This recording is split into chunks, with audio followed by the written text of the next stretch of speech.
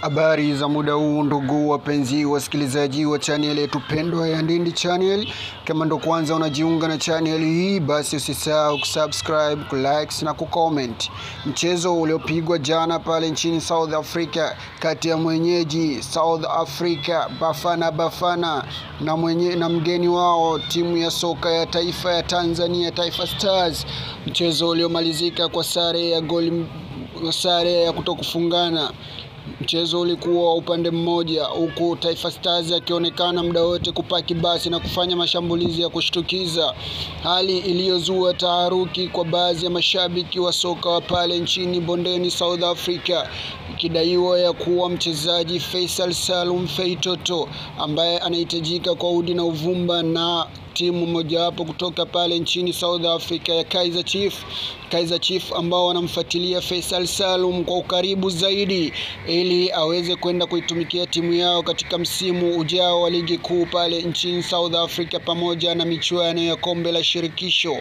Faisal jana alikuwa na kiwango cha kawaida sana, hali iliyozua taharuki kwa mashabiki wa wapenzi wa soka wa klabu ya soka ya Kaizer Chiefs pale nchini bondeni Afrika Kusini, wakiamini ya kwamba Faisal Salum bado uwezo wake ni mdogo sana na hatoshi kwenda kuleta msaada wote katika timu yao ya Kaizer Chiefs.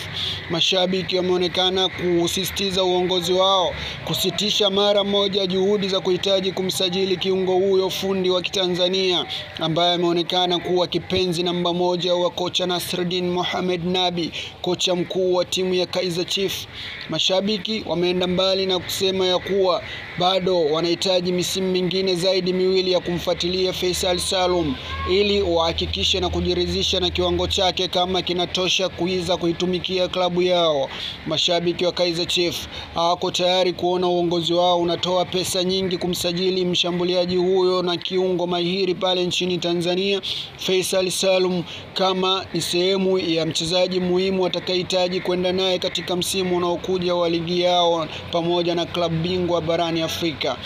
Faisal Salum siku ya jana alikuwa na kiwango cha kawaida tu, na hali iliyoleta sintofahamu kwa baadhi ya mashabiki wengi wa nchini pale South Africa, wengine wakiamini ya kuwa ni mechi ilimkataa, lakini wengine wakiamini ya kuwa uwezo wake ndipo ulipoishia, hali ambayo italeta taharuki kwa uongozi wa klabu ya soka ya Kaizer Chiefs ili kuweza kufanikisha dili hiyo. Ukumbukwe Nasreddine Mohamed Nabi, kocha wa Kaizer Chiefs, bado yupo nchini Tanzania akifuatilia uwezekano zaidi wa kuweza kumsajili kiungo huyo mshambuliaji fundi wa Kizanzibari Faisal Salum Feitoto. Kama ndo kwanza unajiunga na channel hii kwa habari nyingi zaidi, basi na kuomba usubscribe channel yangu ili niweze kukuletea matukio mengi yanayojiri, yanataraji kujiri na yaliyojiri na yatakayokuja kujiri hivi punde.